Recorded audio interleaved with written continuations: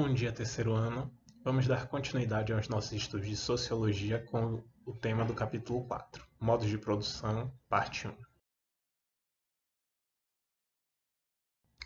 Primeiramente, para compreendermos os modos de produção, devemos levar em conta que o ser humano é o único animal que intencionalmente transforma a natureza ao seu redor. Ou seja, o ser humano é capaz de utilizar da sua força, da sua razão, para criar coisas que não estavam ali antes. Ou seja, o ser humano transforma o mundo ao seu redor. Ele não é simplesmente movido pelas forças da natureza ou do instinto. Ele também é capaz de modificar aquilo que está ao seu redor. O que podemos observar é que, através da história, houveram vários modos de produção distintos, ou seja, a forma como a sociedade produz aquilo que é necessário para a sua sobrevivência se transformou através do tempo. E um dos autores que se dedicou a estudar justamente esse processo de transformação dos modos de produção foi o Marx. O Marx compreendia que o modo de produção, como sendo a base da sociedade, era justamente o modo de produção que condicionava todo o resto do aparato social. Então, primeiramente nós temos o modo de produção, e esse modo de produção é que vai condicionar elementos como cultura, política, a organização social, os costumes. Ou seja, para o Marx, a base material da sociedade é que dava a base. Ou seja, para o Marx era a infraestrutura do modo de produção, ou seja, a base econômica da sociedade que condicionava todo o resto do que ele chama de superestrutura social. O Marx também considera que somente as mudanças no modo de produção é que são verdadeiras mudanças na sociedade. Somente as mudanças no modo de produção é que transformam a sociedade como um todo. Ou seja, não adianta para o Marx uma mudança no que ele chama de superestrutura, uma mudança política, se não houver uma transformação também, primeiramente, na base econômica, na base produtiva. E o Marx entende a história da humanidade como transformações dos modos de produções, nos modos de produção. Dentre alguns modos de produção que existiram através da história, podemos citar o modo de produção comunal primitivo, o modo escravista, o modo de produção asiático, o modo de produção feudal e o modo de produção capitalista, que é justamente o modo de produção que nós temos começando da Revolução Industrial até os dias de hoje. O chamado modo de produção comunal ou primitivo seria aquele mais simples, associado a sociedades não muito complexas. Podemos associar esse modo de produção comunal ou primitivo, por exemplo, as sociedades tradicionais, as sociedades indígenas, por aí vai, porque eram sociedades em que toda a produção era voltada para a própria comunidade, era uma produção não voltada para a acumulação, era uma produção muito voltada para a subsistência, para a sobrevivência da própria comunidade. Por isso, justamente o nome do modo comunal. As primeiras mudanças nos modos de produção começam a partir do momento em que a técnica, a transformação da tecnologia permite ao ser humano acumular aquilo que ele produz, ou seja, ele começa a produzir excedente, ele não produz mais somente aquilo que ele necessita para sobreviver, ele é capaz agora de produzir mais.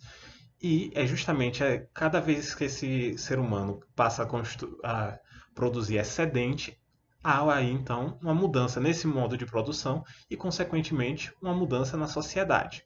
Então, é a partir desse modo de produção, dessa transformação do modo de produção comunal, que a gente vai ter um dos primeiros modos de produção, que é aquilo que o Marx chama do modo de produção asiático. O modo de produção asiático está ligado justamente a algumas das primeiras civilizações humanas. A gente pode colocar aí o Egito, a gente pode colocar aí as sociedades da Mesopotâmia, Babilônia, Assíria, etc., que eram caracterizadas agora pela capacidade desses seres humanos, principalmente comunidades que viviam perto dos rios, o chamado Crescente Fértil, o Nilo, em agora produzir, e através da agricultura, alimento excedente, ou seja, não mais somente aquilo que era necessário para sobreviver. Só que o seguinte, uma das características do modo de produção asiático é que essa produção passa a ser centralizada. Não mais a comunidade produzindo para si mesma, mas agora há um controle, ou seja, a partir desse momento que a sociedade produz um excedente, ela também se torna mais complexa e passa a haver uma divisão social. O modo de produção asiático está justamente ligado a um aprimoramento nas técnicas e nas tecnologias que permitiam aos seres humanos produzir aquilo que era necessário à sobrevivência, e essa mudança técnica e tecnológica permite ao ser humano agora produzir excedente. Ou seja, o ser humano não mais produz somente aquilo que ele necessita para sobreviver, ele é capaz de produzir mais, inclusive sobrando. Só que o seguinte, uma coisa também que vai ser uma consequência dessa mudança do modo comunal para o modo de produção asiático é que, diferentemente de uma produção que era voltada para toda a comunidade, o modo de produção asiático está marcado também por uma divisão social, ou seja, por uma sociedade dividida em classes, em castas, ou seja, a produção não é mais também dividida igualmente entre todos.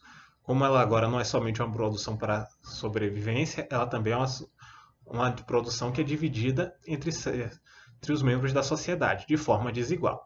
E aí é que está. Aquele que possui mais exerce controle sobre os demais que não possuem. Então, uma característica do modo de produção asiático é a crescente centralização dessa produção, o controle dessa produção na mão de poucos.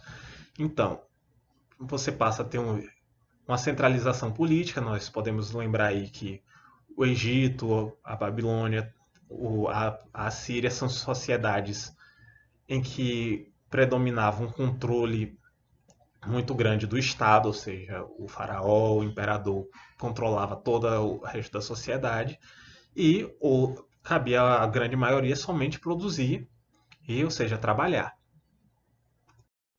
Então podemos observar nesse processo, assim como Marx descrevia, que uma mudança na forma como a sociedade, na forma como os seres humanos buscavam aquilo que era necessário à sua sobrevivência, implica uma mudança em toda a organização da sociedade. Então repare, se em um primeiro momento nós tínhamos o modo de produção comunal, era um modo de produção simples, era um modo de produção voltado simplesmente para manter a sobrevivência da comunidade.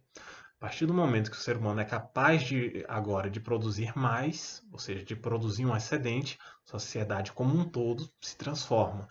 Da mesma forma que a produção se torna mais elaborada, a sociedade também se torna mais complexa.